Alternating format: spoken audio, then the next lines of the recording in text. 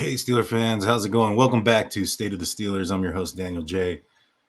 Today, we're talking about the offensive line, specifically the offensive tackle, and why that's an important role for the Pittsburgh Steelers this upcoming offseason. And we're going to be going over some stats, some statistics to kind of indicate that the Steelers need to get a new one. Don't go anywhere. Hit that like and subscribe button. Ring that notification bell. I'm Daniel J. This is State of the Steelers, and welcome to the Huddle.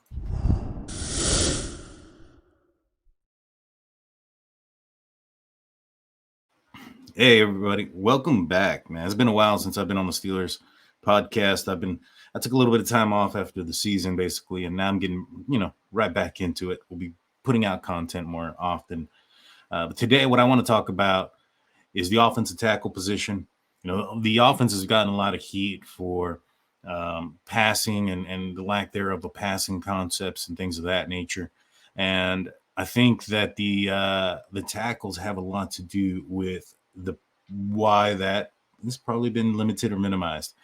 We'll look at a couple of different graphs and some things, and you tell me, guys. Also, make sure you hit that like button, y'all. I'd appreciate that. So this is from PFF the other day. Basically, long story short, they were trying to put out. I think this came out before the NFC Championship, and PFF was posting out there that they were, their offensive tackles that were left on an island during 2022, and I guess they were showcasing the fact that the Philadelphia Eagles left their, tackles on an island more than any other team by a significant margin. So this is a graph they put out for the entire NFL. So this is how often NFL offenses left their offensive tackles on an island in 2022 season. So as you can see, the Eagles were up over 70% of the time. Looks to be closer to 75% of the time. The Pittsburgh Steelers, though, are way down here at the bottom. Way back here. The only teams that protect their offensive tackles more than the Pittsburgh Steelers are your Las Vegas Raiders and your Miami Dolphins. Now, could you imagine, and this is, as it says here, no double teams or help from guards or tight ends at the highest rate of the NFL this year. And it said, curious to see if they continue to do so at this rate against the fearsome 49er defensive line. Well, anywho, so this is going against, just left on an island, no double teams, no help from guards or tight ends. The Steelers protect their tackles more than anyone. Now, if the Steelers were able to, I don't know, jump over that 60% line, I mean, even the Ravens are above 60%. Now, they do a lot of running and stunts and things of that nature, so that might have a lot to do with it. And they have a running quarterback that, can get out of trouble. And so, but the Steelers want to be on this side of 60%. You can see the teams that are there. The Ravens, the Bills, the Chiefs, 49ers, the Cowgirls, Bengals, the Patriots, the Eagles, the Seahawks, even the Buccaneers. These are all teams that were in the playoffs. And so when you're able to not have to use a tight end or bring in a lineman eligible to help out your tackles, I'm fairly positive that helps out your passing concept, because at that point you can utilize those players that would be chipping or being replaced by tackles eligible, and could have a passing concept going down the field that could create more of a mismatch and or allow this team to target receivers such as George Pickens. But it's more than just leaving your offensive tackles on an island. You also have to be successful at it. And so there's a reason why the Pittsburgh Steelers play in this manner. And that's because this is the NFL tackles island rate and raw island success. So this will tell us more or less, how often that this player is left on an island and how successful they are when on that island, right? This is a minimum of 150 pass block snaps. Going upward in this trajectory is blocking success rate when on an island, and going this direction, left to right, is left on an island rate. So you have Jordan Mailata. Sorry about that, buddy. He's way out here. He's left. Trent Brown, they're left. Lane Johnson on an island the most, over 70% of the time. Success rate is over 85% of the time. Lane Johnson is, his success rate is over 95%, and he is left on an island over 70% of the time. Tristan Wirfs, he's up there too. His success rate is dang near 100, and he's left on an island over 65% of the time. Now, where do the Steelers' offensive tackles fall into here? Well, we have Dan Moore right here at left. His blocking success rate when left on an island is over 85%. And the Steelers do this less than 55% of the time.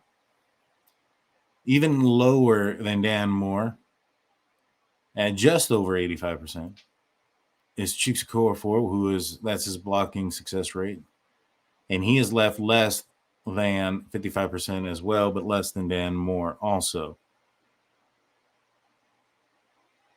Now, when you look at that and you think about the numbers, all right, 85%, that sounds like a good number. Maybe they should allow him or them to be left on an island so that they can run these passing concepts. But when you look at where they're at compared to the rest of the NFL tackles, they're below the line. You have a bunch of guys right here in the middle here between 90 and 85 above Dan Moore. Like Dan Moore is probably just on the cusp of where the average bulk is, right? And then you have a bunch of guys up there. You have a few guys below Dan Moore and Chuks Okorafor, but Chuks Okorafor is on the cusp of being on the low end of this spectrum, so to speak. So maybe that's the reason why the Pittsburgh Steelers have to protect these tackles. Now, in my opinion, you have a great separator in Deontay Johnson. You have a great down the field threat in George Pickens, who can catch anything that you throw at him. You have a 1-2 punch in your running back room with Najee Harris and Jalen Warren. You have a tight end duo in Pat Freiermuth and Connor Hayward, who are, in my opinion, special with the ball going to them or in their hands. I think that Connor Hayward's going to be a unique player in the NFL. He doesn't have the size, so the blocking and those type of things might be a little bit of an not to what you expect from a tight end. But, the kid has heart, and, his ability down the field with the ball in his hands, I think is going to really trump anything else, any downside to his play. And so what should the Steelers do? I'm more concerned when you look at this graph. You have Dan Moore, who's a younger guy. You have Chuks Okorafor, who's on a second contract. You would expect that to be flipped at the very least, or Chuks Okorafor being somewhere up here, just based on his contract and whatnot. And just to let you guys know, Chuks Okorafor is under contract through 2024. Right? He signed a 3-year deal, $29.25 million last March. Base salaries in those deals are $1.25 million in 2022, $6 million in 23, and next year in 24, $4.75 million. All right. Okorafor is going to get 2 bonuses as well in 23 and 24, $4 million each. Now, here's where the issue comes into play, right? Both of those are due to him the 5th day of the New Year League of March 23 and 24. So if the Steelers are going to want to deal him, trade him, whatever the case may be, it has to be before that date. Because if not, they're going to be on the, they're going to be on the, they're going to owe him a lot of money. And so, so if the Steelers want to trade or cut him, it'd have to be before March 20th. The Steelers would save almost $7 million in cap space if they did so. If they were to trade him, there could be some savings there. But it had to be done before June 1, which I would anticipate it would be done way before then if that ended up being the case. But it's less. And so, you have to, you can have a gamble there. Do you deal him before March 20th, right?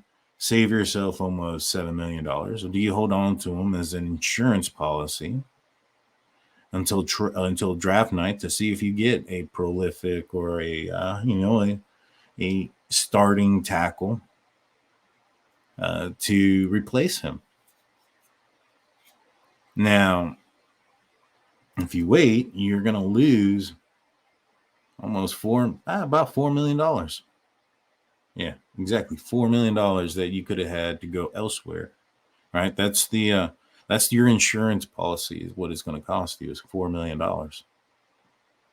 On top of what his dead money cap is, which is, I believe, for this upcoming year is, what did I say it was, $6 million? So, is it possible that it happens? Maybe, sure. In my opinion, I think the Steelers, if they're going to do something like that with the right tackle, they might go into free agency, try to pick up somebody very quickly or, during that time where they can tamper with or whatnot, and then release him before March 20th because that'll probably make the most sense to me. You still go into the draft possibly maybe replacing Dan Moore.